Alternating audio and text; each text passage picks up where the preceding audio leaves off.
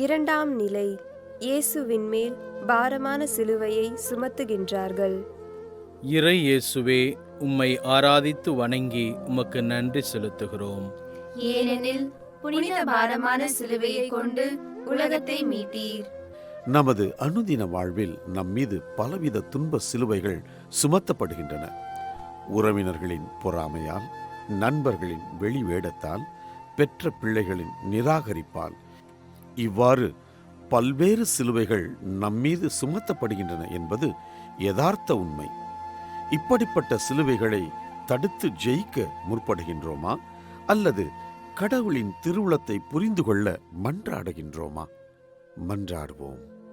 எங்களின் அன்றாட வாழ்க்கையில் நாங்கள் சந்திக்கும் துன்ப சிலுவைகளை ஆவியின் கனியாம் அமைதியில் ஏற்றுக்கொள்ள வரம் அருள்வாயாக.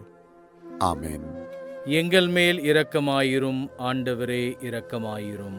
எங்கள் மேல் இரக்கமாயிரும் ஆண்டவரே, இரக்கமாயிரும்.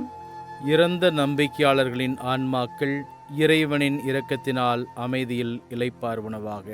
ஆமென்.